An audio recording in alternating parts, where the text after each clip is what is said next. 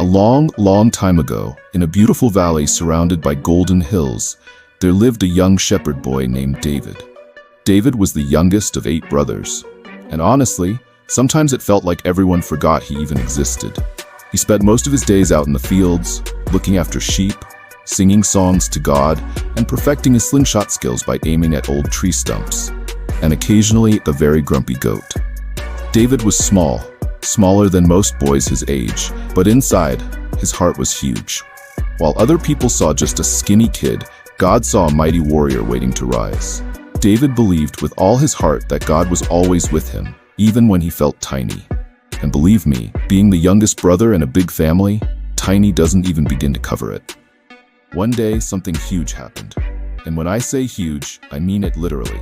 A terrifying giant named Goliath appeared, thundering across the valley floor. He was over 9 feet tall. That's taller than 2 regular grown-ups standing on top of each other. His armor gleamed under the sun. His sword was as big as a lamppost. Even his voice sounded like a grumpy bear who had missed breakfast. Goliath roared, "Send me a man to fight me. If he wins, we will serve you. But if I win, you will serve us." And you know what the Israelite army did?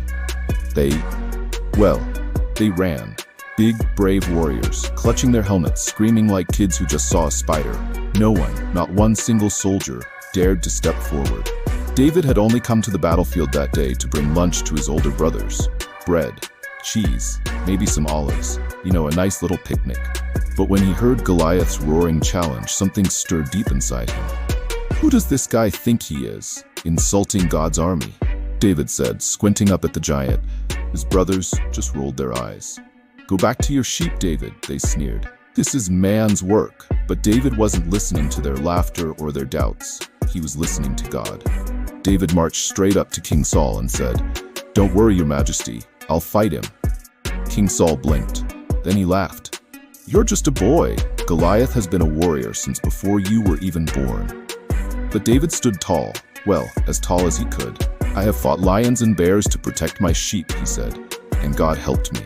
God will help me now."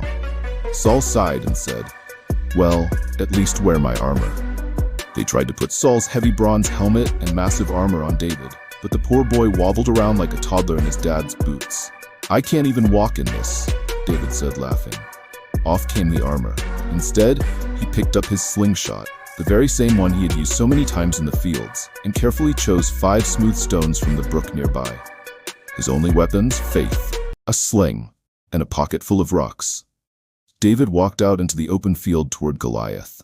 When the giant saw David, he burst into booming laughter. "Am I a dog that you come at me with sticks?" Goliath jeered.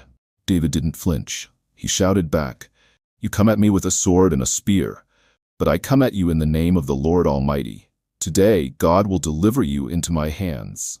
The armies on both sides held their breath. David spun his sling around his head, faster and faster, the stone whirling like a tiny blur. With all the strength of his heart and a whole lot of faith, he released the stone.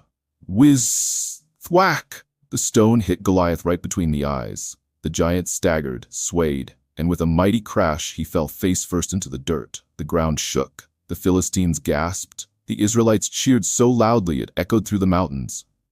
David ran forward, standing over the fallen giant. God had done exactly what David believed he would do. The Philistine army turned and fled in fear, and Israel chased them down, celebrating the incredible victory. From that day on, David wasn't just a forgotten shepherd boy anymore. He became known as the hero who defeated a giant, not because he was the biggest or the strongest, but because he trusted in a God who was bigger than any giant. David's story teaches us something very powerful. You don't have to be the biggest, you don't have to be the strongest, you don't even have to be the bravest. You just have to trust God. Because when God is with you, even the biggest giants in your life can fall. No giant is too big for our mighty God. If you love this adventure of courage and faith, make sure to like, subscribe, and share this story with your family and friends. Join us next time for more amazing Bible stories brought to life.